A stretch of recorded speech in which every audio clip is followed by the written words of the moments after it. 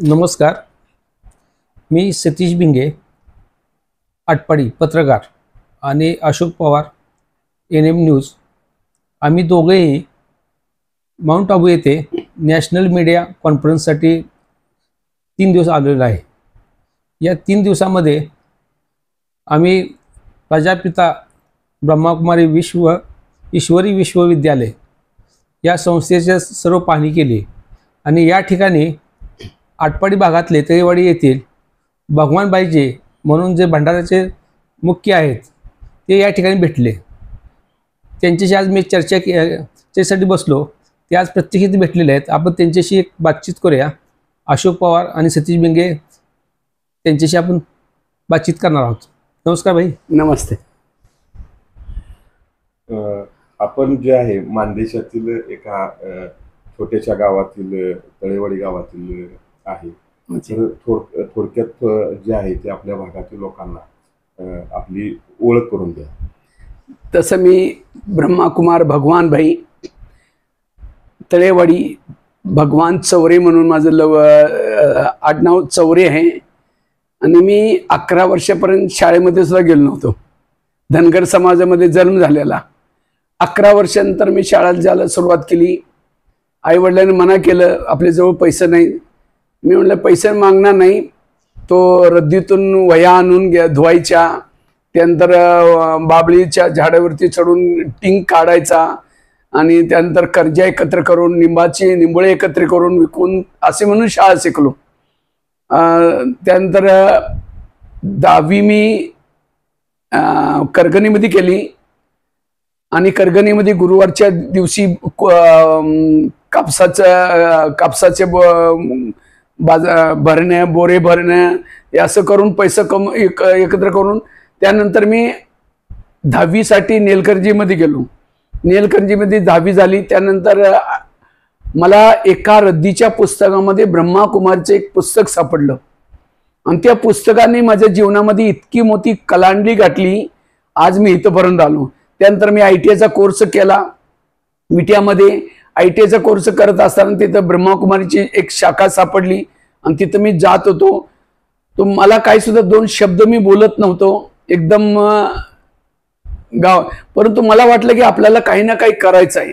आणि त्यानंतर मी ITI पूर्ण झाल्यानंतर माउंट आबूमध्ये आलो. माउंट आबूमध्ये 2 वर्ष सेवा केली आणि त्यानंतर मी दिल्लीमध्ये सुद्धा गेलो आणि दिल्लीमध्ये 10 वर्ष ते ब्रह्माकुमारी विद्यामध्ये राहिलो. त्यानंतर ज्यावेळी इथं शांतीमंदी परिसरामध्ये ब्रह्माकुमारीचं एक मोठं केंद्र चालू केलं आणि तिथं मी या भोजनाची व्यवस्था पाहतो. हे सर्व 25,000चं भोजन आम्ही सोलार ऊर्जानं नवीन यंत्रात आपण तयार करतो. ते करत असताना सुद्धा भारतातील 12,000 शाळेमध्ये आणि 1100 जेलमध्ये अपराध मुक्त कसं बनायचं, जीवनामध्ये मूल्यांना कसं वापरायचं असं धड शिकवलं. त्यामुळं माझं नाव इंडिया बुक ऑफ रेकॉर्डमध्ये 2010 मध्ये नोंद झालेलं आहे. त्यामुळे मी 800 जेलमध्ये कार्यक्रम केला होता आणि 5,000 शाळेमध्ये केला होता आणि 40 मासिकामध्ये लिहिण्याचं सुद्धा मी काम करत आहे. आणि पूर्ण भारतामध्ये नव्हे नेपाळमध्ये सुद्धा जाऊन नेपाळच्या 70 जिल्ह्यामध्ये जाऊन युवकांना जागृत करण्याचं काम केलेलं आहे. त्यानंतर अनेक लोकांना आध्यात्मिकता मी हा संदेश देतो, तुम्ही आध्यात्मिकता वळा, कारण आध्यात्मिकतामुळे आपलं मनोबळ वाढेल. आपण तणाव टेन्शनाच्या या काळामध्ये आपण कसं मनाची शांती पाळू शकतो याचा अनुभव करू शकतो. अशा प्रकारचे कार्य मी करत आहे. कुठं मी एक 5वी ते 10वी शाळा शिकलो आणि ITI कोर्स केला. आज आई वडिलांना नाव ठेवलं तर भगवानभाई. त्या नावाला मी सार्थक केलेलं आहे आणि पूर्ण भारतामध्ये कोण्या कापऱ्यामध्ये चाहे केरळामध्ये, आता मी पाठीमागच्या आठवड्यामध्येच मी आसाममधून आलो. आसाम, अरुणाचल प्रदेश सगळीकडे जाऊन या युवकांना जागृत करण्याचं काम करत आहे. कारण आता युग बदलत आहे. ही मी सेवा करत आहे. थोडक्यात मी माझा एक प्रश्न विचारतो. ठीक आहे. की आपला जो जीवन प्रवास आहे तो अगदी थक्क करणारा जीवन प्रवास आहे. की अतिशय गरीब परिस्थिती आणि शिक्षणाचं दूरपर्यंत काही आई वडिलांनी तर कधी सांगितलंच नाही किंवा शिक्षण तुम्ही घ्यायला पाहिजे. तुम्हाला माहित पडलं की तो दुसऱ्याचा मुलगा जात होता रोज गठरी बांधून, आणि तो कुठं जातोय हे विचारल्यानंतर त्यानं सांगितलं शाळेत जातोय. आणि मग तुम्ही मला पण शाळेला जायला पाहिजे म्हणून तुम्ही शाळेत गेला, आणि शाळेत ही तुम्ही 5वी पासून सुरुवात केली.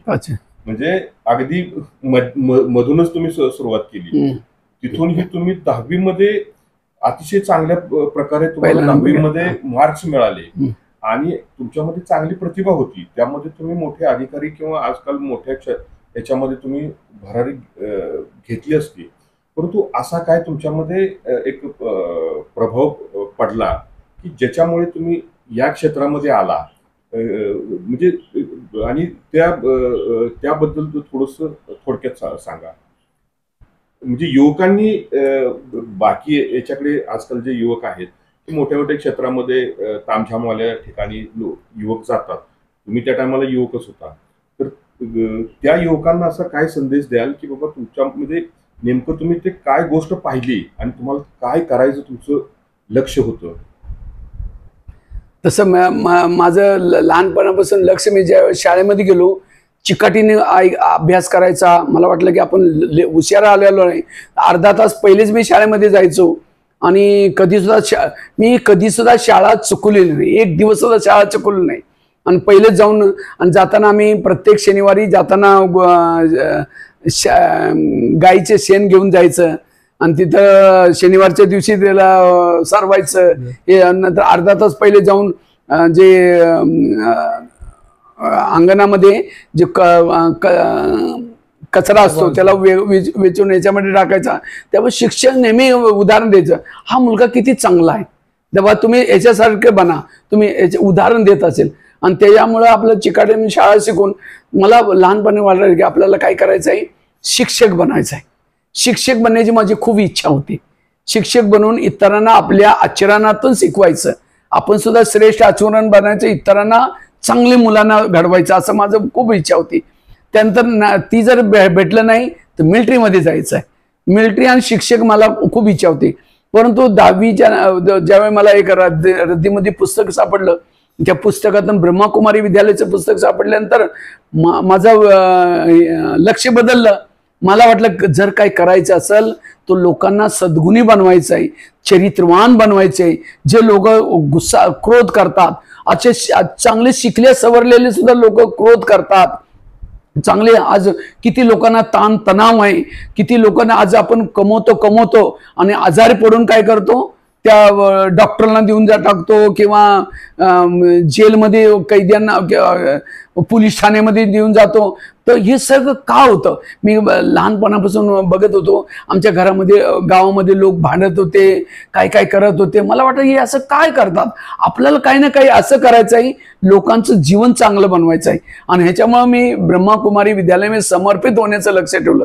समर्पित झाल्यानंतर सुद्धा मला सेवा कुठली मिळाली, भोजनालयाची सेवा मिळाली. भोजन बनवणं हे सुद्धा चांगलं आहे, कारण भोजनापासून लोक जसं अन्न तसं मन म्हणून हॉटेलवरती बोर्ड लिहिलेलं, होटल हो शक्यतो टल. कारण हॉटेलमध्ये बनवणारा काय समजतो, पैसा कमवायचा आहे, पैसा कमवायचा आहे, पैसा कमवायचा आहे. जो तो भोजन खातो, भोजन खाल्यानंतर 30 दिवसानं रक्त बनतं. त्याचं रक्त काय बनलं, पैसा कमवायचा आहे, पैसा कमवायचा आहे. त्याला काही अशा गोष्टीसाठी लक्ष नाही. आपल्याला काय करायचं आहे, शांतमध्ये राहायचं आहे, परमात्म्याच्या आठवणीमध्ये. ते आमचे जे भोजन खाल्ल्यानंतर ते लोक काय करतात, शांत राहतात, इमानदारीने राहतात, त्यांचं एकदम विचार बदलतात. ही खूप मोठी सेवा आहे. तो ह्याच्यामुळे मी ही सेवा सुरुवात केली. तर ही सेवा करत असताना सुद्धा माझ्यातून कैसे झालं, जेव्हा मी फ्री असायचो आबू रोडमध्ये जाऊन तिथं शाळेमध्ये सांगायला सुरुवात केली. करता करता करता त्याचे मी पेपर कटिंग ठेवली, पेपरमध्ये बातमी द्यायची, इतरांना सुद्धा प्रोत्साहन करायचं. त्यानंतर त्यांचे पत्र घ्यायचे, फोटो एकत्र करायचं. करता करता जेलमध्ये रविवारच्या दिवशी सुट्टी असायची शाळेला. मला वाटतं काय करायचं आहे, तो जेलमध्ये गेलो. जेलमध्ये कार्यक्रम केल्यानंतर त्याला कैद्यांना चांगलं वाटलं. असं करत असताना लगभग माझे 800 जेलमध्ये कार्यक्रम झाले. माझ्याजवळ खूप पेपराची कटिंग झाली. तो कुणी मला सांगितलं की अरे तुझी तो हे रेकॉर्ड बनवलं, तुम्ही मला घेऊन जावा. हे सगळं घेऊन गेले. माझं record India book of record. माझं लक्ष हे नाही की आपलं नाव कमवायचं आहे. आपल्याला काय करायचं, हा ज्ञानाचा प्रसार सगळीकडे करायचा आहे. रेकॉर्ड झाल्यानंतर ते सुद्धा, त्यानंतर सुद्धा मी करतच राहिलो. और करता करता आज 12,000 शाळेमध्ये ज्ञान दिल्यानंतर काही युवकांमध्ये खूप परिवर्तन होतात. आणि आज इंजिनियर बना, डॉक्टर बना. आज डॉक्टर तर बनतात, परंतु आज तोच डॉक्टर काय करतो, किडनी चोरी करतो, आज वाईट गोष्टी करतो. शिक्षकांना त्यांना शिकवलं, परंतु इमानदारी शिकवली नाही. आज जर का असं डॉक्टर बनते, आज किती सारे चुकाही होतात. याच्यासाठी योग्य डॉक्टर बना, योग्य इंजिनियर बना, योग्य नेता बना, योग्य बना. और त्याच्यासाठी आज मूल्यांची गरज आहे, नैतिक मूल्यांची गरज. जर प्रत्येक व्यक्ती आपलं काम इमानदारी करेल, हाच भारत किती चांगला होईल. आज प्रत्येकाला पगार किती आहे, परंतु तोच पगार काय करतो, नशा करतो, काय फॅशन करण्यासाठी वापरतो. पैसे कमी पडतात म्हणून भ्रष्टाचारीचं काम करतो. आज मी 40 रुपये पूर्ण महिना काढत होतो. 40 रुपयामध्ये ज्यावेळी मी शाळा शिकत होतो, तो 40 रुपयामध्ये आज कमी पैसा असेल तरी सुद्धा व्यक्तीला चालू शकतात, परंतु इमानदारीने चालणं गरजेचं आहे. याच्यासाठी मी युवकांना हा संदेश देतो, तुम्ही आध्यात्मिकता, कारण जसे गाडीमध्ये पेट्रोल टाकलं आणि त्याच पेट्रोलचा पाईप जर तुम्ही ड्रायव्हरच्या तोंडामध्ये टाकला तर काय होईल. ड्रायव्हरचं भोजन वेगळं आहे आणि त्या गाडीचं वेगळं आहे. त्याचप्रमाणे शरीर आपली गाडी आहे आणि ह्या गाडीचं भोजन काय आहे, भात, चावल, सब्जी, डाळ, हे तो आपण देतो, परंतु ड्रायव्हर याला चालवणारा कोण आहे, आत्मा. याचं भोजन काय आहे, ज्ञान. याच्यासाठी रोज अर्धा तास आपण आध्यात्मिकताकडे वळा. आध्यात्मिक ज्ञान ऐकल्यामुळं साऱ्या दिवसामध्ये आपल्याला ताणतणाव येणार नाही, कुठल्या सुद्धा वाईट सवय लागणार नाही. आणि त्याच्या आपण जिथं ज्या क्षेत्रामध्ये जाल तुम्ही एक चांगलं काम करणार आहे. याच्यासाठी आध्यात्मिक, आज प्रत्येकाच्या जीवनामध्ये तणावाचं मुख्य कारण आहे निगेटिव्ह विचार. टीव्ही उघडा, निगेटिव्ह. अखबार खोला, निगेटिव्ह. कुणाजवळ जावा, निगेटिव्ह. आणि ज्यांच्या जीवनामध्ये निगेटिव्ह चिंतन आहे, रात्री चैनची झोप येत नाही, करवट बदलत राहतो. आणि ज्यांना झोप येत नाही तो नशा करतो, सिगरेट घेतो, वाईट सवय लागतात. याच्यामुळं, आणि ज्यांचे विचारही निगेटिव्ह असतात त्या घरामध्ये लक्ष्मी राहणार नाही, तिथं बरकत येणार नाही, पाणीचे मटके बी सुकून जातात. त्याच्यामुळे आज जीवनामध्ये ताणतणाव आहे. आणि ह्याच्यामुळं ताणतणावापासून वाचण्यासाठी आध्यात्मिक, आणि ज्या व्यक्तीला ताणतणाव असतो, काही ना काही गुन्हेगारीचे काम करतो, काही ना काही वाईट काम करत असतो. आणि ह्याच्यामुळं म्हणलं, जो ताणतणावामध्ये असतो त्याचं डोकी नेहमी गरम असतं. म्हणून म्हटलं, जिसका पाव गरम, पेट नरम, दिमाग ठंडा, ज्यांच्या घरामध्ये डॉक्टर आले त्यांना मारदो डंडा. हिंदीमध्ये म्हटलं जातं, जिसका पाव गरम, पेट नरम, दिमाग ठंडा, उस घर में कोई डॉक्टर है उसको मारदो डंडा. तिथं डॉक्टर येण्याची गरज नाही, परंतु आता उलट होतं.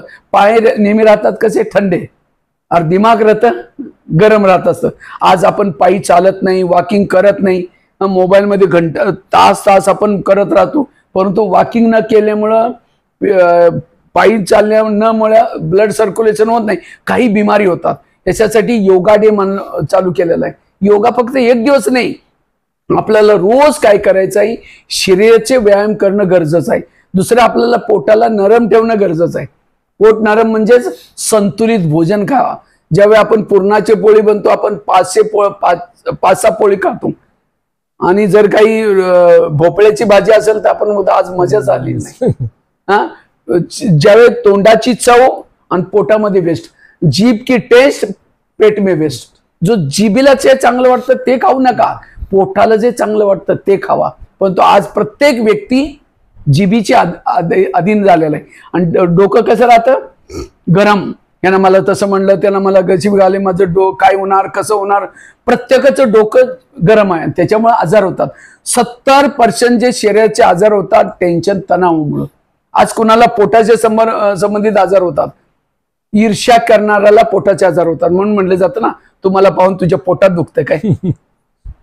हा, आज कुणाला दूरचं कमी दिसतं, दुसऱ्यांच्या चुकांना आपण डोळे वटारून पाहतो. ज्यावेळी डोळे वटारून पाहतो, डोळ्याची जो पुतली आहे पसरत जाते आणि त्याच्यामुळे कमी दिसतं. म्हणजे आपण डॉक्टरच्या जवळ जातो, डॉक्टरचे मला आजकाल कमी दिसतं. डॉक्टर चेक करताना म्हणतो तुम्हाला चष्मा लागला, नंबर लागलेला आहे. चष्मा तो वापरला तरी सुद्धा कमी चुकांना बघायला कमी केलं नाही तर आपला प्रत्येक वेळी नंबर वाढत जाणार आहे. आज कुणाला जवळचं दिसत नाही, आपल्या स्वतःच्या चुकीला आपण कधी पाहत नाही, जवळचं दिसायला बंद होतं. आज कुणाला जॉईंट पेन होतात, गुस्सा क्रोध करतो त्याला जॉईंट पेन होतात. आज कुणाला अस्थमा होतो, दमा, कुठल्याही गोष्टीनं आपण पोटामध्ये दाबून ठेवतो.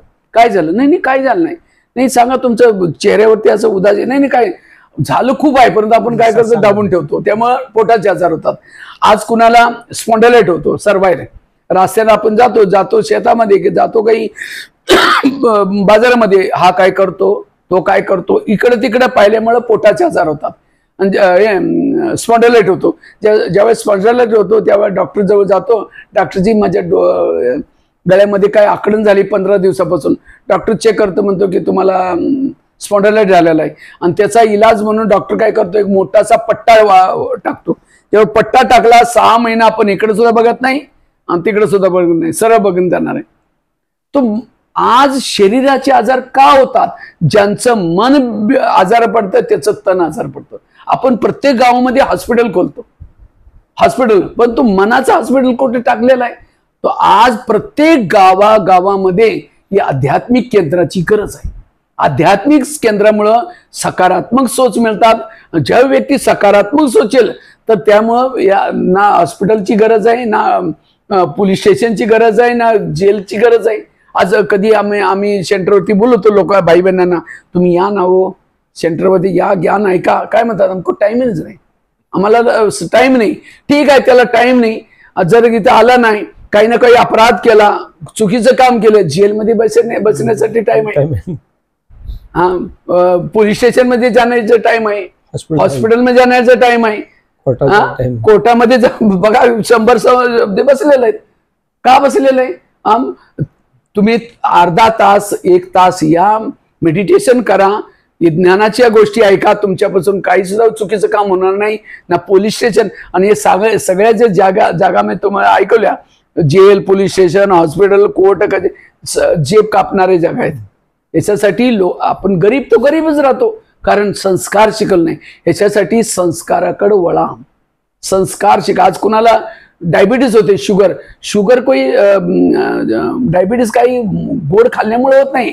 टेन्शन, काय टेन्शन, मी याची आई आहे, मला शिकवलं सवरलं, लहानाचं मोठं केलं, ज्यावेळेस लग्न झालं आपल्या बायकोचं मानतो, माझं ऐकतच नाही. हा, प्रत्येकाच्या जीवनामध्ये तणाव, टेन्शन आहे. हे ज्ञान आपल्याला तणाव टेन्शनापासून सुद्धा होतं. आणि माझा एक संदेश आहे, वर्तमान समय युग बदलत आहे. या दुनियामध्ये 4 युग असतात. स्वस्तिका बघितलं ना, स्वस्तिकामध्ये 4 भाग असतात. एक भाग आहे सत्ययुगात, दुसरा त्रेता, तिसरा द्वापार, चौथा कलियुग. ज्यावेळी सृष्टीवरती सत्ययुग चालू असतं, पहिलं युग, आणि प्रत्येक युगाचं टाइम आहे 12.5. सत्ययुग 12.5, त्रेता 12.5, द्वापार 12.5, कलियुग 12.5. हे 5000 वर्षाचं सायकल आहे.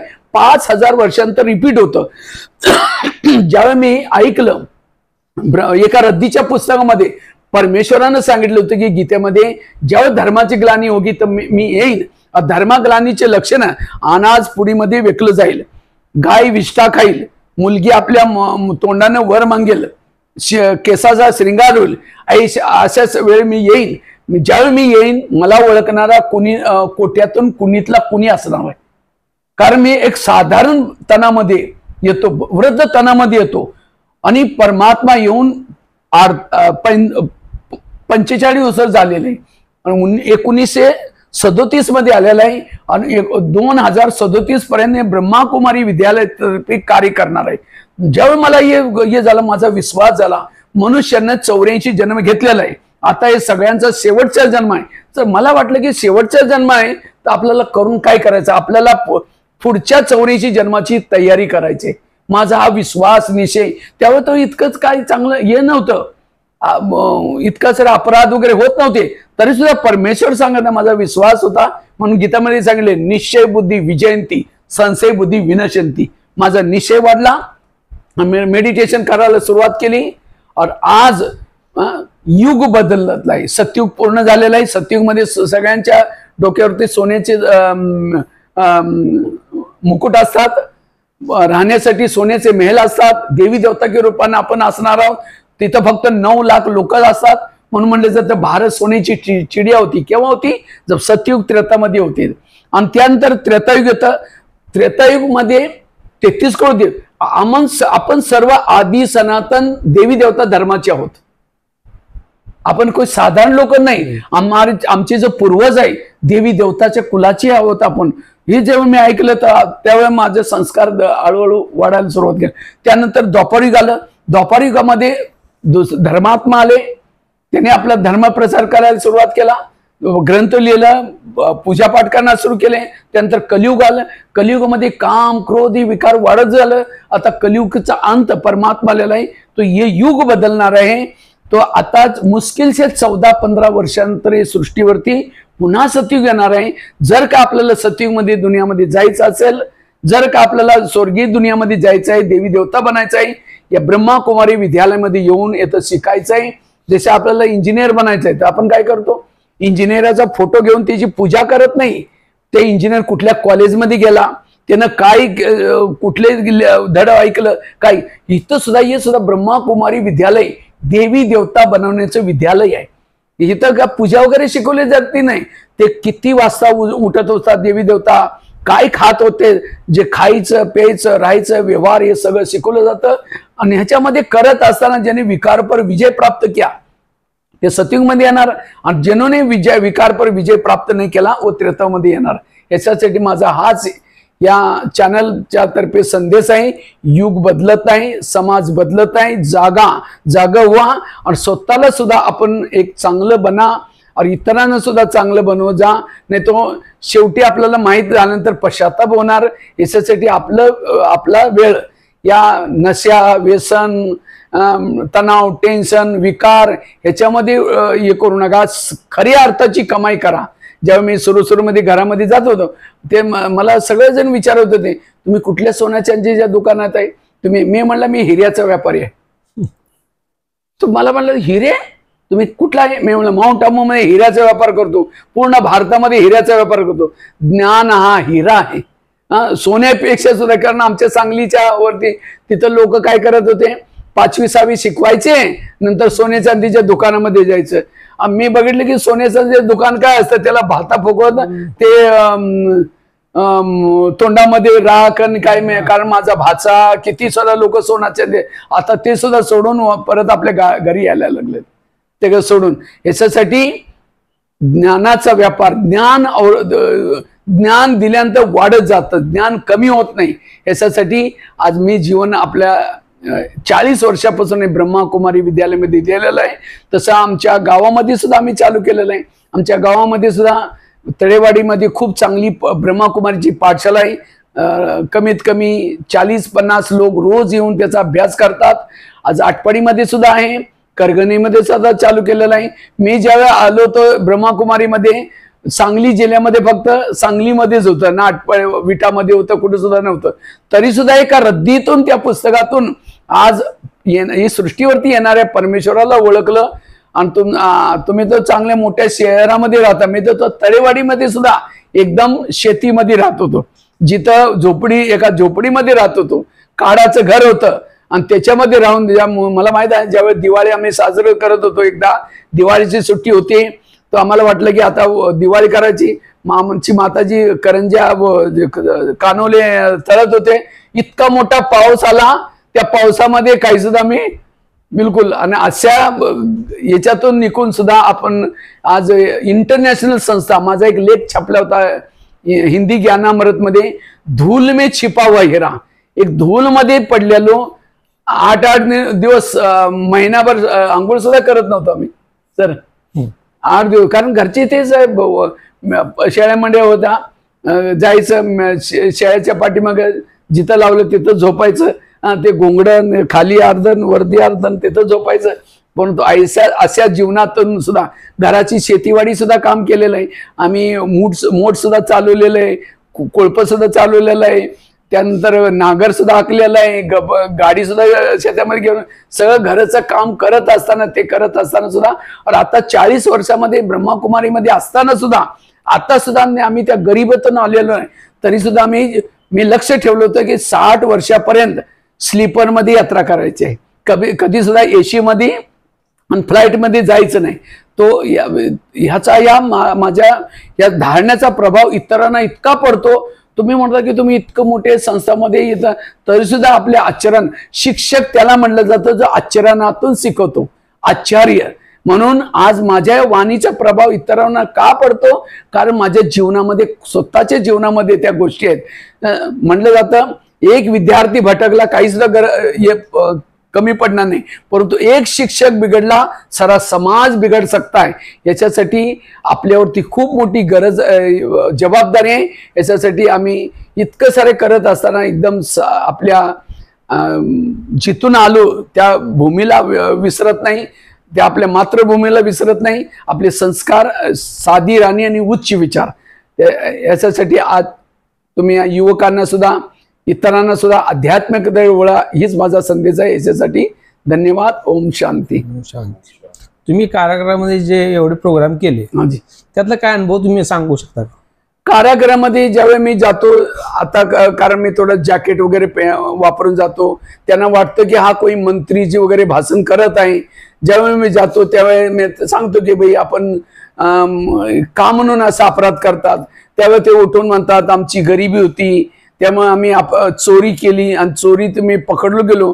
जेव्हा मी माझी स्वतःची सुद्धा गोष्ट सांगतो, मी सुद्धा लहानपणी एक गरीब कुटुंबामध्ये माझा जन्म झाला आणि जेव्हा माझ्याजवळ वह्या नव्हत्या 7वी 8वी मध्ये, मी जुन्या वह्या घेऊन त्या वह्यांना पाण्यानं धुवून आणि त्यावेळी शाई इंकच्या पेनला वापर केला जाता, त्या वह्यांना पाण्यानं धुवून उन्हामध्ये सुकवून त्यानंतर मी लिहित होतो. आणि ज्यावेळेस माझ्याजवळ पैसे नव्हते खाण्यापिण्या सुद्धा, तरी मी हॉस्टेलमध्ये राहिलो. मी लक्ष्मीश्वर हॉस्टेल म्हणून करगणीमध्ये 2 वर्ष राहिलो. जेव्हा मी विट्यामध्ये गेलो 4 वर्षापर्यंत माझ्याजवळ भोजनाची व्यवस्था नव्हती, तरी सुद्धा मी भात उकडून त्या भातावरती साखर टाकून 4 वर्ष भोजन केलं. मी त्यावेळी जर चोरी केली असती तर मी जेलमध्ये गेलो असतो. तर मी सुद्धा जेव्हा माझ्या जीवनातील घटना सांगतो तेव्हा त्यांच्या सगळ्यांच्या डोळ्यामध्ये अश्रू येतात. त्यांना वाटतं की हा फक्त सांगत नाही, याने सुद्धा जीवनामध्ये केलेलं आहे. जेव्हा मी असं सांगतो त्यांच्या जीवनामध्ये बदल घडून येतो. कारण कधी कधी क्रोध येतो, कधी तो माझ्या जीवनातील घटनापासून मी त्यांना शिकवतो आणि त्याच्यामुळे त्यांच्यावरती प्रभाव पडतो आणि ते बदलून जातात. तुम्ही जे कैद्यांना जे सांगता काय त्यांच्यात काय परिवर्तन होते? खूप परिवर्तन करतात. आम्ही त्यांना सांगतो की तुम्ही इतरांचा बदला घेऊ नका, स्वतःला बदला घेतल्यामुळे समस्या वाढून जातात. ही सहन करण्यासाठी तुम्ही शिका. कारण त्यांना वाटतं की माझ्यावरती अन्याय होतो. या दुनियामध्ये कुणीही सुद्धा कुणावरती अन्याय होत नाही. कारण वर्तमान वेळे आपल्या सोबत जे काही घडत आहे ही आपल्या पाठीमागच्या कर्माचं फळ असतं. पाठीमागच्या जन्मामध्ये जर तुम्ही बाबळाचे बीज पेरला असेल, त्या बाबळाला आंबे थोडी येतात.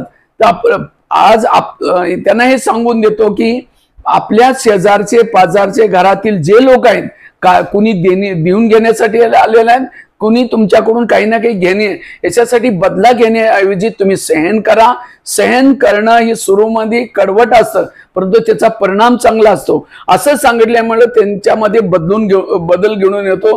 ते बदला घेण्याऐवजी स्वतःला बदलतात. कैद्याची सुरक्षितता ते बाहेर आल्यानंतर चांगली आहे का आज आहे चांगली असं तुम्ही काय सांगता?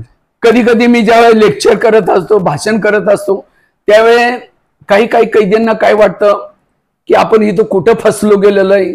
त्यांच्या चेहऱ्यावरती सुद्धा हसी सुद्धा येत नाही, चेहरा उदास असतो, टेन्शन मध्ये असतात. आपण कधी इथून बाहेर पडू. तेव्हा काही काय करतात, त्याच पोलिसांच्या डोळ्यामध्ये मिरची टाकून पळून जातात. काही ते भीत ओलांडून जातात. काही असे घटना आपण ऐकतो. परंतु त्यांना आम्ही सांगतो की परमेश्वर आपल्याला पिता आहे आणि पिता कधी सुद्धा मुलांच्या जीवनामध्ये काही सुद्धा चुकीचं काम करत नाही. जे काही सारे गीताचं ज्ञान सार आहे, सारे शास्त्रागा सार आहे. जे काही घडत आहे ते चांगलं, जे काही घडणार ते सुद्धा चांगलं, आणि जे आतापर्यंत घडून गेलं ते सुद्धा चांगलं. जीवनामध्ये प्रत्येक गोष्टीमध्ये कल्याण आहे. तुम्हाला हित ठेवणं हे सुद्धा कल्याण आहे, कारण त्या परमेश्वराचं काही ना काही हित ठेवण्यामध्ये काही ना काही कल्याणकारी गोष्ट आहे.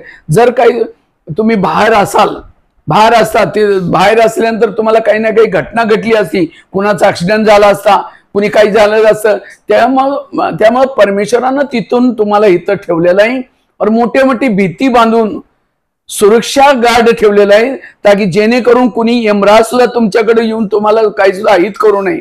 तुम्ही सुरक्षेच्या घेऱ्यामध्ये आहे. ज्यावेळी हे ऐकतात त्यांच्या चेहऱ्यावरती एकदम खुशी येते आणि ते टाळ्या वाजवतात. त्यांचं एकदम तणाव, टेन्शन. तुम्ही या जेलमध्ये नाही, तुम्ही सुरक्षेच्या घेऱ्यामध्ये आहात. ज्यावेळी ऐकतात ते एकदम खुश होतात आणि त्यांना तणावापासून. त्यामुळे आम्ही काय सांगतो, जे काय घडलं, परंतु इथून आपल्याला काय करायचं आहे, काही सुद्धा चुकीचं काम करायचं नाही, स्वतःला बदलायचं आहे आणि स्वतःला काय करायचं आहे, काम करू. कारण मनुष्य काही सुद्धा चुका करत नाही. चुका त्याच्यामध्ये येणाऱ्या विकारापासून होते. त्या विकारापासून वाचण्यासाठी आध्यात्मिकताचा वापर करा. आध्यात्मिक, जसं काही एखाद्या बाल्टीमध्ये घाण पाणी आहे, त्या घाण पाण्यावरती जर चांगलं पाणी सोडलं तर घाण पाणी सुद्धा काय होईल, साफ होईल. त्याचप्रमाणे तुम्ही किती सुद्धा अपराध केले असतील, काही सुद्धा चुका केल्या, तुम्ही आध्यात्मिकतेमध्ये जावा, ते ज्ञान ऐका, मेडिटेट. आपल्या मानदेश भागातील अनेक जण उद्योग व्यवसाय अशा ठिकाणी वेगवेगळ्या ठिकाणी गेले. काही मुंबईला मजुरी करण्यासाठी गेले, काही सांगलीला हमाली करण्यासाठी गेले. प्रत्येकजण पैशाच्या पाठीमाग धावला. परंतु आपण हे वेगळंच विश्वात आलेलं आहे. आणि 40 वर्षापूर्वी हा तुम्ही एकदम कमी वयात हा निर्णय घेतला. त्या निर्णयाचा तुम्हाला काय वाटतं? तुम्ही खूप चांगला प्रश्न विचारलेला आहे. कारण वर्तमान वेळी फक्त पैसा कमवणं, बिझनेस करणं, पोट भरणं हे आपल्या जीवनाचं लक्ष असू नये. मला लहानपणीपासून या ब्रह्माकुमारी विद्यालयाचं ज्यावेळी ज्ञान ऐकलं तर मला वाटलं की आपल्याला काही ना काही दुनियामध्ये करून जायचं आहे. असं करून जायचं आहे, त्याच्यासाठी आज किती सारे युवा भटकत आहेत. आज किती सुद्धा लोकांमध्ये तक्रारी येत आहेत. आधी किती शिकल्या सवरलेली लोक भांडण तंटा करतात, अपराध करतात. तर आपल्याला असं काही काम करायचं आहे जेणेकरून या लोकांमध्ये एक चांगलं गुण यावेत. ते ह्या दुनियामध्ये कशासाठी आलेले आहेत आणि काय करत आहे. आणि हे सर्वांचं कारण आहे मूल्यांची कमी, नैतिकताची कमी. तर मला वाटलं की आपल्याला काय करायचं. मी ज्यावेळी ज्ञान घेतलं तर ज्ञान घेतल्यानंतर माझं मनोबल वाढत गेलं. मी 2 शब्द बोलणारा व्यक्ती नाही. कुठं धनगर समाजामध्ये जन्म झालेला आहे. मी एकदा कपडे टाकले फाटल्यापर्यंत काढत सुद्धा नव्हतो. 2 शब्द बोलत नव्हतो. ज्यावेळी पोलिसाला बघितल्यानंतर मला एकदम घाबरत होतो. परंतु या योगाचा, ज्ञानाचा अभ्यास केल्यामुळं माझं मनोबल वाढत गेलं, आत्मबल वाढत गेलं. तर मला वाटलं की मी ज्ञान घेतल्यानंतर माझ्यामध्ये इतका बदलाव झाला. जर काय असं ज्ञान आपण युवकांना देणं, इतरांना दिलं तर किती वेळा मोठं पुण्याचं काम होईल. आणि तसं राहिलं आपण कमवायचं आणि पेट भरायचं. माझं पोट तर भरतच आहे. सेवा केल्यानंतर आपण इतरांची पोट भरणं हे आपलं जीवनाचं लक्ष नाही. आज पोट तर शेळ्या, मेंढ्या किंवा गाई, म्हैशी सुद्धा भरतात. फक्त पोट भरणं हे आपल्या जीवनाचं लक्ष असू नये. आपल्यालाही दुनियामध्ये असं काही करून जायचं आहे, स्वतः सुद्धा चांगलं बनायचं आहे, इतरांना सुद्धा चांगलं बनवायचं आहे. याच्यामुळे मला वाटलं की नैतिक, कारण आज शिक्षण दिलं जातं शाळेमध्ये. शिक्षण फक्त पेट भरण्यासाठी दिलं जातं. पेट भरणं हे शिक्षणाचा उद्देश नव्हे. शिक्षणाचा उद्देश आहे चरित्राचं निर्माण करणं. शिक्षणाचा उद्देश आहे एक गुणवान बनणं. शिक्षणाचा उद्देश आहे अंधकारातून प्रकाशाकडे नेणं. अंधकार आहे मारणं, लढणं, झगडणं, दुसऱ्यांना तंग करणं, दुःख देणं. मी जेव्हा माझ्या गावाच्या आसपासमध्ये लोकांना मी पाहत होतो, एकदम इतरांना भांडणं, काय काय करणं, हे सगळं मूल्यांची कमी. तर मला वाटलं की आपलं हे जीवन या समाजाच्या सेवेसाठी द्यावं. आपण इतरांचं भलं केल्यानंतर आपलं भलं तर होणारच आहे. त्याच्यामुळे मी आपलं जीवन ह्या ब्रह्माकुमारी संस्थामध्ये दिलं. और मला आता या मी जीवनामध्ये इतकं सगळा कार्यक्रम केल्यानंतर, इतरांच्या पासून दुवा आशीर्वाद मिळवल्यानंतर मला वाटलं की आपण या जीवनामध्ये येऊन काही ना काही केलेलं आहे. आता सुद्धा आपल्याला या दुनियामध्ये मराठीमध्ये म्हणलं जातं, मरावे परी कीर्ती रूपी उरावे. असं काम करून जा जो लोक तुमचं गुणगान करत राहतील, लोक आणि तुम्हाला दुवा देतील. याच्यामुळे मी हे जीवन 40 वर्षापूर्वीच मला वाटलं की असं आपण जीवन जगावं जी इतरांचं कल्याण करण्यासाठी. त्यामुळे माझ्या आई वडिलांना नाव सुद्धा भगवान भाई ठेवलेलं आहे आणि त्या नावाचं खरंच सार्थक इथं या ब्रह्माकुमारी संस्थामध्ये आल्यानंतर केलं झालेलं आहे. याच्यामुळे मी जीवन बनवलं. प्रजापिता ब्रह्माकुमारी विश्वविद्यालय इथं दररोज 10,000 आणि मोठ्या ग्रामात 25,000 लोक येतात. आणि याची सगळी जबाबदारी भांडारगराची तुमच्यावर होते. तुम्हाला ज्या काळात स्वयंपाक सुद्धा येत नव्हता, तर तुम्ही हे कसं शिकला? माझ्यामध्ये शिकण्याची खूप इच्छा असते. मला लहानपणापासून आपल्याला काही ना काही करायचंय, शिकायचंय. आणि मी ते आल्यानंतर मला हिंदी सुद्धा येत नव्हती. मी ज्यावेळेस दिल्लीमध्ये होतो, तर दिल्लीमध्ये मला एक दिवस वाटलं की मला सुद्धा कुणाला ज्ञान सांगायचं, शिकायचं आहे. तर मी काय केलं, 2-4 लोकांना बोलवून काही ना काही तुट्या-फुट्या हिंदीमध्ये बोलत होतो. बोलताना कुणी मला ऐकल्यानंतर मला सांगितलं, तुम्ही काय करत होता? मी म्हणलं, असे ज्ञानाच्या गोष्टी इतरांना सांगत होतो. हे तुमचं काम नाही, तुम्ही कधी सुद्धा करू शकणार नाही, मराठी लोकांना हिंदी येतच नाही असं म्हणून त्याने खूप मला चिडवल्यानंतर मला काय केलं, वाटलं की नाही, आपल्याला काय करायचं आहे, हिंदी सरळ शिकायचे, हिंदी भाषेमध्ये बोलायचं आहे, आपल्याला इतरांना ज्ञान ऐकायचं आहे.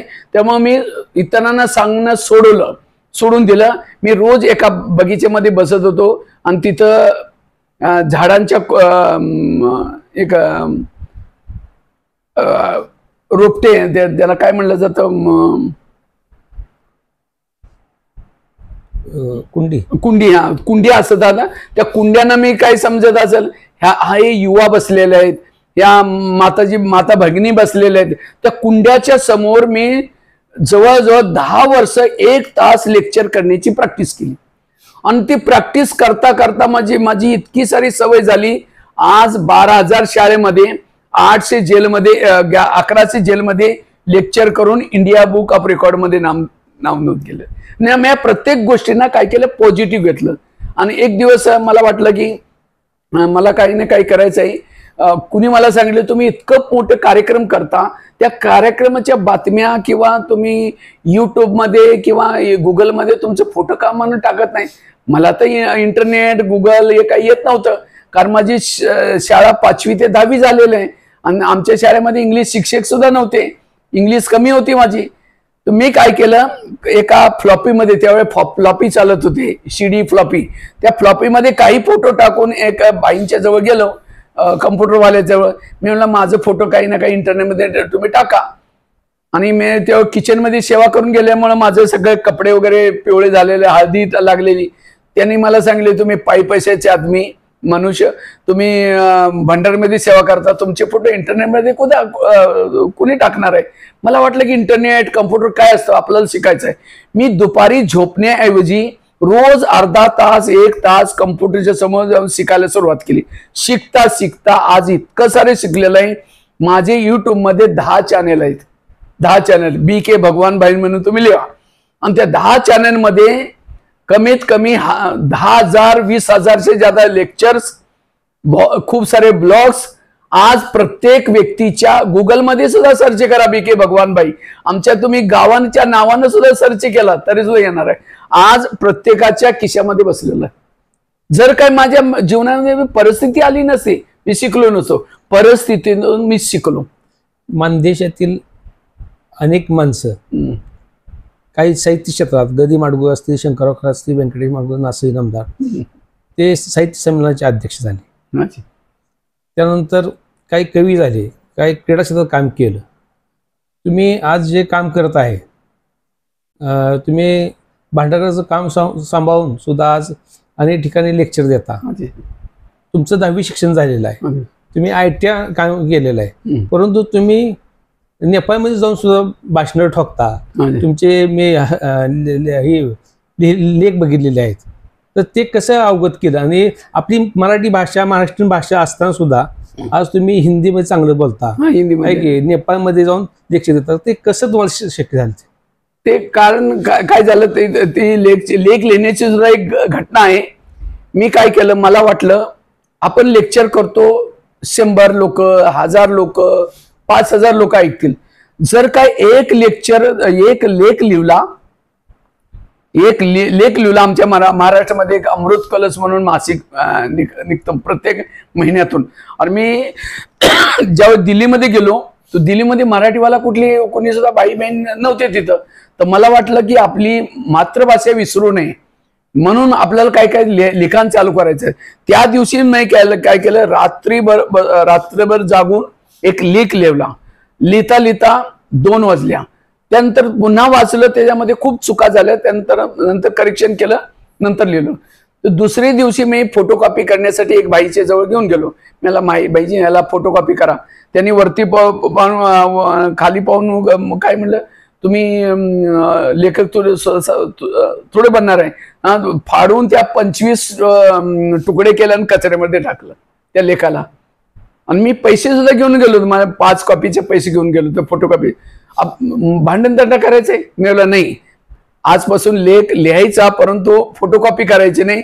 त्याच लेखाला आपण 5 वेळा गिरवायचं, पुन्हा नंतर लिहायचं. लिहिता 5 वेळा लिहिल्यामुळे करेक्शन होत आहे.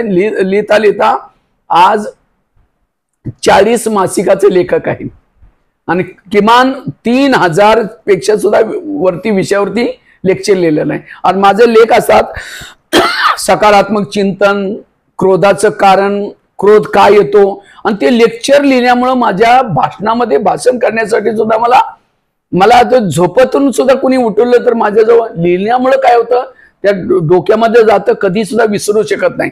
मला स्वतःच चिंतन केलेलं कधी सुद्धा विसरू शकत नाही. त्यामुळे मी लेखक सुद्धा झालो. आज याच्यामध्ये लिहित असताना मराठीमध्ये लिहिता ती मी हिंदीमध्ये लिहायला सुरुवात केली. हिंदीमध्ये लिहिता नेपाळी भाषेमध्ये ट्रान्सलेशन केलं, कन्नडमध्ये ट्रान्सलेशन केलं, मल्याळम भाषेमध्ये ट्रान्सलेशन केलं. आज प्रत्येक भाषेमध्ये माझं लेख छापतात. मी ज्यावेळी नेपाळमध्ये सुद्धा जातो तो नेपाळी भाषा सुद्धा मला येते. नेपाळमध्ये 70 जिल्ह्यामध्ये गेलेलं, प्रत्येक जिल्ह्यामध्ये. आणि त्यामुळं प्रत्येक भाषेचं साहित्य सुद्धा माझ्याजवळ आहे. सगळं लिहून ठेवलेलं आहे. त्यामुळं आज लेखक सुद्धा बनलो. तिथं किचनचे आज 25,000 लोकांचं भोजन बनवण्याची ती सुद्धा कला शिकलो. प्रत्येक कला आपल्याला काही ना काही शिकायचं आहे. आपल्याला प्रत्येक कार्यक्षेत्रामध्ये शिकायचं, ही शिकण्याची भावना असल्यामुळं आज अशा दुष्काळी भागामध्ये राहून सुद्धा आज पूर्ण भारतामध्ये जाऊन ही सेवा करण्याचा मौका घेतलेला आहे. ह्या जगात भारताकडे सर्वांचं लक्ष आहे. भारतात युवकांची संख्या जास्त आहे. तुम्ही शाळा कॉलेजमध्ये जाऊन काय युवकांना प्रबोधन करता? हा सुद्धा खूप चांगला प्रश्न आहे.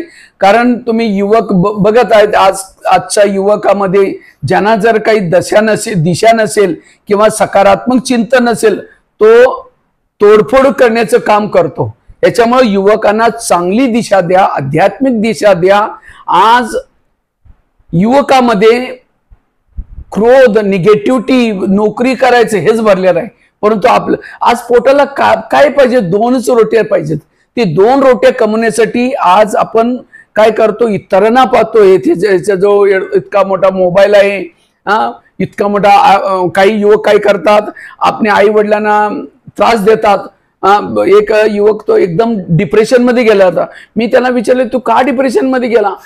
मी ज्यावेळी आमच्या दोस्त मंडळीमध्ये जातो, त्यांच्याकडे चांगली बाईक आहे, त्यानंतर त्यांच्याकडे मोठा मोबाईल आहे.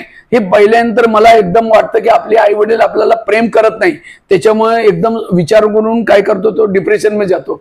आज म्हटलं जातं, जितकी चादर आहे तेवढाच आपला पाय पसरा. आपल्या आई वडिलांचे, आज आम्ही सुद्धा आई वडिलांना कधी सुद्धा सांगितलं की मला पैसे देणार नाही, शाळेत जाणार नाही. आम्ही स्वतःच काय करत असेल, मी स्वतःच जाऊन बाबळीवरती चढायचं, नंतर डिंग काढायचा, विकायचा आणि हे करून स्वतःच्या पायावरती शिकलेलो आहे. कारण आपले संस्कार, आज युवकांना संस्कार देण्याची गरज आहे. आज फक्त शिकून आज आपण शिक्षण देतो. शिक्षणाचा खरा अर्थ काय आहे? शिक्षण म्हणजे केवळ धड शिकणे हे नाही. एज्युकेशन, शिक्षकांना इंग्लिशमध्ये एज्युकेशन म्हणलं जातं. ई फॉर इम्पॉवर बनाना, सशक्त बनाना. जे पाहायचं तेच पाहायचं, जे आपल्याला बोलायचं तेच बोला, याला म्हणलं जातं इम्पॉवर. दुसरा शब्द आहे डी फॉर डिसिप्लिन, अनुशासन. बघण्याचं अनुशासन, डोळ्यामध्ये अनुशासन, हातामध्ये अनुशासन, खाण्यामध्ये अनुशासन. आज युवकामध्ये अनुशासन नाही आहे. तो काही सुद्धा खातो, काही सुद्धा बघतो, काही सुद्धा करतो आणि त्याच्यामुळे अनुशासन, ज्याच्यामध्ये अनुशासन नाही असा युवक आज समाजासाठी काय आहे? ज्या लोकांनी, ज्या पूर्वजांनी आज आम्हाला शिकवलं, सवरलं, देशातून इंग्रज लोक पळून टाकलं, तर येणाऱ्या पिढीनं इंग्रज तंग करू नये असा युवक आज काय करत आहे? याच्यासाठी आज आपल्याला जागृत होणं गरजेचं आहे. त्यांना खऱ्या प्रकारचं एज्युकेशन, डिसिप्लिन, अनुशासन शिकाना. प्रत्येक युवक हातामध्ये अनुशासन, डोळ्यामध्ये अनुशासन, बघण्यामध्ये जे अनुशासन युवा आहे ते क्रिएटिव्ह काम करतात, रचनात्मक काम करतात. तिसरा शब्द आहे यू फॉर अंडरस्टँडिंग, समज. राईट काय, चांगलं काय, वाईट काय, त्यांचं समज आणणं. त्यानंतर सी फॉर कॅरेक्टर, चरित्रवान बनाना. आज चरित्र कमी होत आहे. हाच भारत सोन्याची चिडिया होता. भारतामध्ये गाय आणि शेर एका घाटावरती पाणी पित होता, परंतु आज भाऊ भावाला बघत नाही. आज एका थाळीमध्ये आपण खात नाही, कारण चरित्राची कमी. याच्यामुळे चरित्रवान बनाना हे शिक्षणाचा उद्देश आहे. त्यानंतर चौथा शब्द आहे ए फॉर ॲटिट्यूड, पर्सनॅलिटी, व्यक्तित्व दोन प्रकारचे असतं. एक सकारात्मक, दुसरं नकार. आज प्रत्येक युवक माझं काय होणार आहे, मी पास होईन काय नाही, मला नोकरी लागेल का नाही, असं प्रत्येक युवा नकारात्मक बनलेला आहे आणि त्याच्यामुळे वर्तमानामध्ये त्याचं ज्ञान नाही आहे आणि त्याच्यामुळे प्रॉब्लेम आहे. त्यानंतर पुढचा शब्द आहे टी फॉर टॉलरन्स. पहिल्या जमान्यामध्ये ज्यावेळी मुलं उशिरामध्ये येत होते किंवा घरपाठ करत नव्हते, त्यावेळी शिक्षक त्यांना समोर घेऊन त्याच्या हातामध्ये छाडी मारत होता. का? हातामध्ये ॲक्युपेक्शनचे पॉइंट असतात, ॲक्युपेंक्चर. आणि ज्यावेळेस छाडी मारतो शिक्षक, त्यावेळी ते दाबले जातात, डोकं उघडलं जातं, पुन्हा ती चूक कधी सुद्धा करणार नाही. म्हणून म्हणलं जातं मराठीमध्ये, छाडी लागे छम छम, विद्या येई घम घम. आज कुणाला छाडी मारत काय म्हणतात, सर बाहेर यात, मी दाखवीन तुम्हाला, कारण सहनशक्ती नाही आहे. आणि ज्यावेळी मी जेलमध्ये जातो, जेलमध्ये बाहेर एक बोर्ड लिहिला जातो. या जेलमध्ये जे कैदी आहेत, काम विकाराची किती आहेत, क्रोधाची किती आहेत, लोभाची किती आहेत, चोरी चकाऱ्याची किती आहेत, नशेवाले किती आहेत, 70% कैदी असतात क्रोध करणारे. कारण आजच्या मुलामध्ये सहनशक्ती नाही आहे आणि ह्याच्यामुळं टाकीचे घाव सोसल्याशिवाय देव पण येत नाही. सहनशक्तीची कमी तणावाचं कारण, टेन्शनाचे कारण, अपराधाचे कारण, गुन्हेगाराचे कारण, सुसाईडचे कारण, नशेचे कारण, सारे कारण आहे. याच्यामुळे सहन करणं शिकवणं हे आहे शिक्षण. याच्यासाठी आज समजा एखादी मुलगी असते, ज्यावेळेस शिक्षक हे करतात तेव्हा त्याला मारलं किंवा काय केलं, आई वडील घरी येतात, भांडण त्या शाळेमध्ये येतात, तुम्ही माझ्या मुलाला का मारलं, माझ्या मुलीला का मारलं. आणि त्या मुलाला काय होतं, एकदम उमंग येतो की माझे आई वडील माझं ध्यान देतात. आणि ज्यावेळेस तो शिक्षक नंतर काय करतात, त्याच्यावरती ध्यान देत नाही. त्याला वाटतं की ज्यावेळेस मी आई वडिलांना सांगितलं, शिक्षक सुद्धा मला घाबरतात.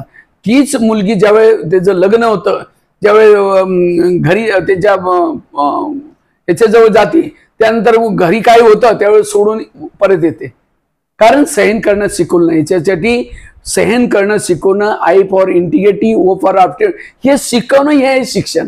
परंतु आपण शिक्षण देतो, त्यांना साक्षर बनवतो, एज्युकेटेड नाही बनवत नाही. आणि त्याच्यामुळे आज समाजामध्ये शिक्षण घेतल्यानंतर सुद्धा अपराध वाढत आहे, प्रॉब्लेम वाढत आहे. याच्याला मूल्य शिकवणं हे काळाची गरज आहे. भौतिक सुखाकडे आता बऱ्यापैकी सगळे लोक चाललेले आहेत. मग पिक्चरमध्ये असो, हे असो, नेतागिरीचं असो, हे स्वतःच असं एक वलय निर्माण करायचं चाललेलं आहे आणि दुसऱ्या बाजूला प्रचंड दारिद्र्य आहे.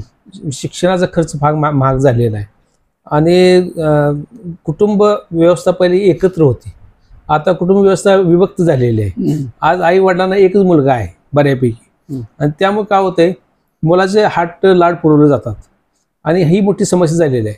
मग लहानपणी सुद्धा आपण लहान मुलांना मोबाईल देतो, कारण घरात आई वडील नोकरी जातात, हे जातात, ते एवढ्या कामात व्यस्त असतात की त्यांना ते शक्यच होत नाही. मग ती मोबाईल देऊन त्याच्याकडे करतात. ते मोबाईलचा काय विपरीत परिणाम होतो? हा सुद्धा खूप चांगला प्रश्न विचारला नाही, कारण मी कमीत कमी 500 लहान मुलाच्या जेलमध्ये गेलं, ज्याला म्हणलं जातं बाळ सुधारगृह. आणि त्या मोबाईलमुळं आज मुलं इतकी सारी चुकीचं काम करतात. आता मी विशाखापट्टणमध्ये एक जेलमध्ये गेलो होतो, लहान मुलांचा जेल होता.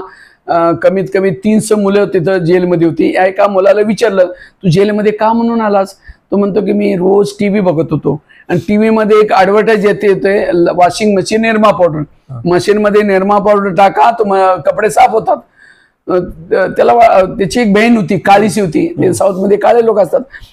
तो त्याला दोस्त वगैरे खूप चिडवत होते, तुझी बहीण काळी आहे म्हणून. ती आई एक दिवस बाहेर गेली होती, त्या मुलाने काय केलं, आपल्या बहिणीला उचललं आणि वॉशिंग मशीन मध्ये टाकलं आणि मशीन चालू केली. कुठून शिकला? मोबाईल मधून शिकला. एक मी जगदलपूरमध्ये गेलो होतो, त्या जेलमध्ये 300 मुलं होते. त्या मुलांना विचारलं, तू का म्हणून जेलमध्ये आला? मी हाफ मर्डर केला. म्हटलं हाफ मर्डर काय असतं मला समजलं नाही.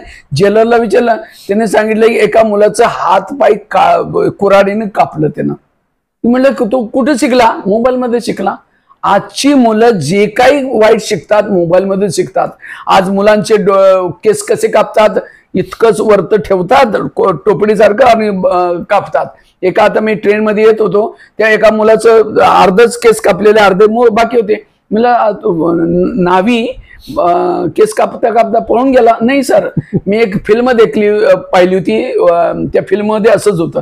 त्यामुळं फिल्मीमुळं आज मुलं का बिघडत आहे? आज आई वडिलांना चांगलं वाटतं की मुलगा जेव्हा रडतं तेव्हा मोबाईल देतात, मग त्याला वाटतं की हा चांगलं, परंतु ह्या मोबाईलचा परिणाम काय होईल? हाच मुलगा आज महाराष्ट्रामध्ये शिवाजी पैदा झाला. शिवाजी जसा जन्म झाला, कसा झाला?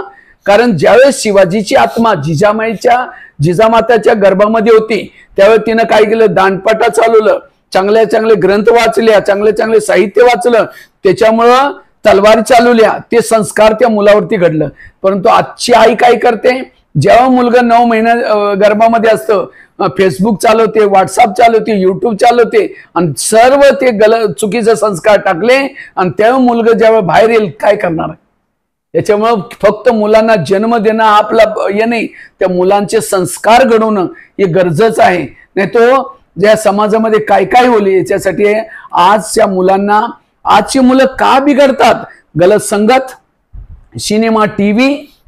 मी एका शाळेमध्ये जात होतो, एक छोटासा मुलगा सुद्धा जात होता, तो एकदम जोरामध्ये ओरडला, हाय हानू. मी म्हटलं की हाय हानू कुणाला? म्हणला समोर तर कोणी नव्हता, पाठीमाग कोणी नव्हता.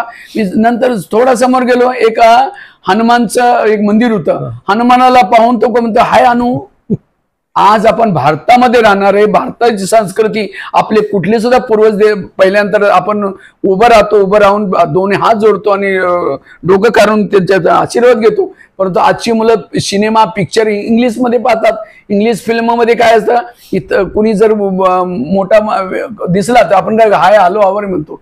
आणि त्याचप्रमाणे याच्यासाठी मुलांचे संस्कार बनवा आणि त्याच्यासाठी स्वतः सुद्धा आज बाप शराब पित असेल तर मुलगा काय शिकणार आहे? आई फॅशन करते, मुलगी काय शिकणार आहे? याच्यासाठी कधी कधी मी आई वडिलांना म्हणतो, तुम्ही संस्कार मुलांना द्या. ते म्हणतात नाही, आम्ही चांगल्या शाळेमध्ये टाकलेला आहे त्याला. आणि चांगली शाळेची परिभाषा काय आहे? ज्यांची टाय चांगली आहे, एसटी बसेस चांगली आहेत, त्यानंतर ती बिल्डिंग चांगली आहे, ड्रेस कोड चांगला आहे, त्याला म्हणतो आपण चांगली शाळा. फी चांगली जास्त आहे, त्याला चांगली शाळा ती आहे ज्याच्यामध्ये संस्कार घडवलं जातं. जिथं काही संस्कार नाही ती चांगली शाळा नाही. आजच्या मुलांना केवळ आपण IQ डेव्हलप करतो. या टेबल आहे, टेबलाचे पाय किती असतात? 4 असतात. एकच पाव असेल तर टेबल पडणार आहे. त्याचप्रमाणे विद्यार्थी जीवनामध्ये 4 पाव मजबूत पाहिजे. एक IQ इंटेलिजंट क्वेश्चन, बौद्धिक क्षमता. दुसरा पाय आहे EQ इमोशनल भावना, तिसरा MQ मॉरल नैतिकता, चौथा SQ स्पिरिच्युअल आध्यात्मिकता. परंतु आता आपण काय करतो, फक्त IQ पाठीमागे लागतो. आई म्हणते तू वाच, शिक्षक म्हणतो तू वाच, ट्युशन लावतो, हे करतो. आणि जेव्हा तो मुलगा IQ डेव्हलप करतो, हुशार बनतो, हुशार म्हणतात तो इथं तो पास होतो, समाजमध्ये गेल्यानंतर नापास होतो. याच्यासाठी IQच्या सोबत EQ MQ SQ ही 3 पायावरती सुद्धा ध्यान ठेवणं गरजेचं आहे. आणि ती आध्यात्मिकता. रावण खूप हुशार होता, रावण हुशार होता, सोन्याची लंका होती, शास्त्राचा ज्ञाता होता, परंतु ह्या सर्वाचा अभिमान होता. अभिमानमुळे रावण काय केला, संपूर्ण परिवारासाठी सोबत निघून गेला. त्याचप्रमाणे आज ज्यावेळी आपण IQ डेव्हलप करतो, अभिमान येतो. म्हणून म्हणलं जातं विद्या विनेन शोभते, विद्या आणि बाद विनम्रताच पाहिजे. आज प्रत्येक लोकांमध्ये आज एक देश दुसऱ्या सोबत झगडा बांधतो, कारण इगो. याच्यासाठी आपल्याला EQ MQ SQ याच्यावरती ध्यान ठेवणं गरजेचं आहे. आजच्या मुलामध्ये ना आईवडिलावरची भावना आहे, ना शिक्षकावरती भावना आहे. भावना पाहिजे. जर काय भावना असतील तरच आपण समाजामध्ये पास होऊ शकतो. त्यानंतर EQ means MQ means moral values. एक सहनशक्तीची कमी आज समाजामध्ये काय काय होत, इसलिए MQ सीखना. और साथ में SQ मीन्स स्पिरिच्युअलिटी, आध्यात्मिकता. ती आध्यात्मिकता मतलब माला पहनना, भगवी वस्त्र पहनना, गुरु करना हे नाही आहे. आध्यात्मिकता मतलब आपण कोण आहोत, आपण कुठून आलो आहोत, आपल्याला जायचं कुठं, आपल्या जीवनाचं लक्ष्य काय आहे, आपले आत्मिक पिता कोण आहे, हे सर्व जाणणं हे आध्यात्मिकता. आणि ज्या मुलांनी विद्यार्थी जीवनामध्ये IQच्या सोबत EQ MQ SQ या 4 पावांना मजबूत केलं, तर समाजामध्ये कधी सुद्धा नापास होणार नाही. मी पुण्यामध्ये गेलो होतो. पुण्यामध्ये 6000 कैदी होते माझ्या समोर. तर एका कैदीने मी विचारलं तू जेलमध्ये का आला. तो म्हणतो की मी IITचा नंबर 1 स्टुडंट, महाराष्ट्रामध्ये पहिला नंबर घेतला. तो म्हणलं तू इथं का आलास. मग त्याला एक टेल्को कंपनीमध्ये नोकरी लागली. नोकरी करत असताना त्याचा दोस्त त्याची मजाक करत होता. एक दिवस ही मजाक करता करता त्याला राग आला. त्या रागाच्या भरामध्ये त्याने काय काही लोखंडाचा तुकडा घेतला, जोरामध्ये मारला, त्या दोस्ताला लागला, तो संपला. पोलिसांना पकडून जेलमध्ये. IQ तर चांगली होती, परंतु काय नाही शिकलं, MQ सहन करण्याचं. यासाठी जर काय जीवनाला सुखी बनायचं आहे, जीवनाला स्वस्थ बनवायचं आहे, मूल्य शिकणं ही काळाची गरज. पैसा प्रतिष्ठा या पाड्या मग सगळ्या दुनिया धावते.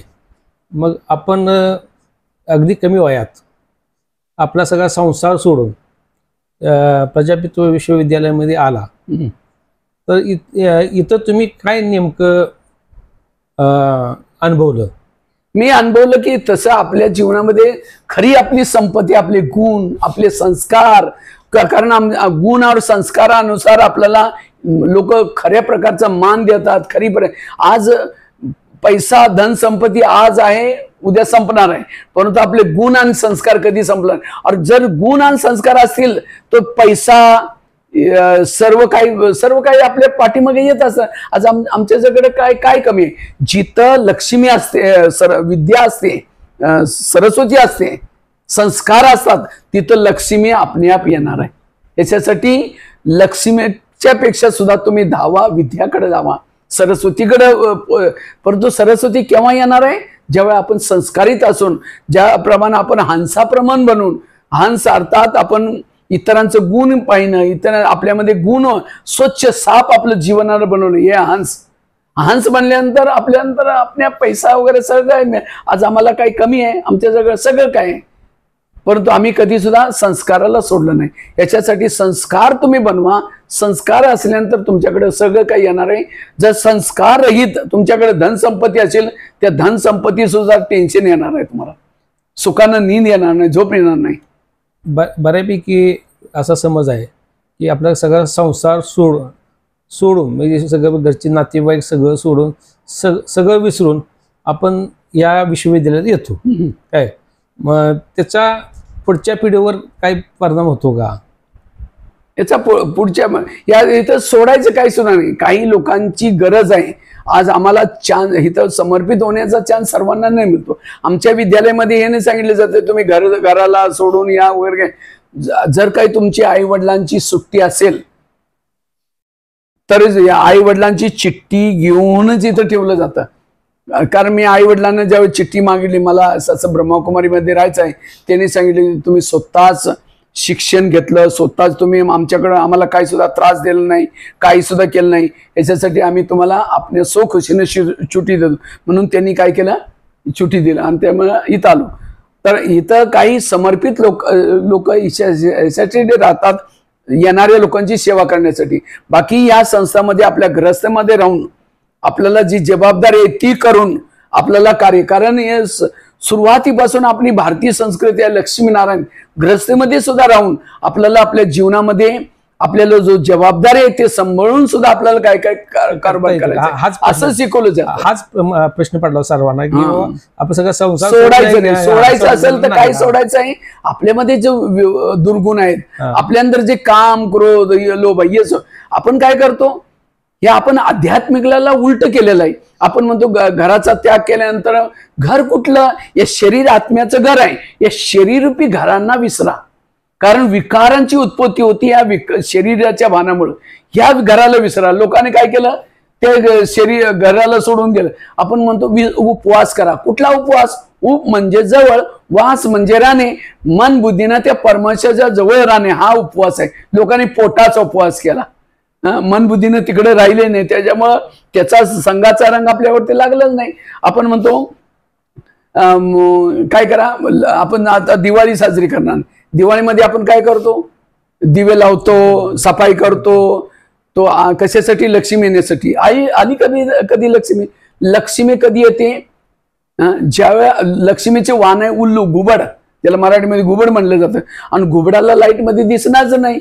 तो कुठला दिवा लावा? आत्म्याचा दिवा लावा. आपल्या मनामध्ये जे ईर्ष्या, गरणा, नफरत, नशा, व्यसन, हे बोरा, कुणाची इतर असे बोलणं न करणं, याचे जाळ्या जन्मडे त्याला काढा. तच घरामध्ये लक्ष सांगितलं एक पूर्वजाने आपण करतो दुसरं. आणि त्याच्यामुळे फायद्याऐवजी काय झालं, ह्या ब्रह्मकुमारी विद्यालयामध्ये प्रत्येक सणाचे त्योहाराचे, आता आपण गणपती सण साजरा केला, गणपतीला काय म्हणलं जातं? विघ्नहर्ता. आपलं गणपती जितकी आपण पूजा करते विघ्न वाढतच आहे. गणपतीचा एक एक अंग विघ्न हाणण्याची प्रेरणा देतो.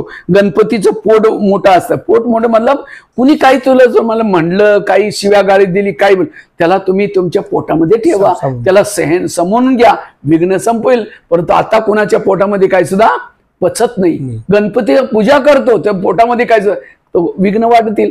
गणपतीला हातीचं मुंड दाखवलं जातं. हाती नेहमी कान हलवत राहतो, कारण म्हटलं जातं हातीच्या कानामध्ये मुंगी गेली हाती मरून जातो. मुंगीला येऊ नये, मुंगीपासून तो घाबरतो. याच्यासाठी आपल्याला सुद्धा काय करायचं, कुठल्या सुद्धा नकारात्मक गोष्टी, वाईट गोष्टी ऐकू नका, कान हलवत राहा. परंतु आपण काय करतो, आणखी काय झालं, बसा ना, चाय पाणी पिऊन जावं ना. आपण जाणून बुजून त्या कचऱ्यावाली गोष्टी, वाईट गोष्टी ऐकतो, त्याच्यामुळे विघ्न वाढत जातील. हे प्रत्येक आध्यात्मिकताच्या पाठीमागे रहस्य आहे आणि हे रहस्य इथं शिकवलं जातं. मंदेशात अनेक लोकांनी वेगवेगळ्या क्षेत्रात काम केलं. तुम्ही सुद्धा प्रजापिता ब्रह्मकुमारी विश्वेश्वरी विद्यालयात आज जे ज्ञान घेतले ते आज तुम्ही आमच्या पुढे आज प्रगट केलं. अशोक पवार असतील, मी असो, मी ह्या नॅशनल मीडिया कॉन्फरन्ससाठी आज आलो, आपली भेट झाली, त्यामुळे संवाद झाला. यामुळे आपल्या भागात सुद्धा मेसेज गेला की नेमकं काय इथं विद्यालय आहे, काय चालतंय. आम्हाला पण उत्सुकता होती, या उत्सुकतेमुळे आम्ही इथं आलो पहिल्यांदा. पण त्यामुळे लोकांना माहीत झालं. तर आपण आज हे आम्हाला जी माहिती सांगितली त्याबद्दल मी तुमचे आभार मानतो. खूप खूप ओम शांती. ओम शांती.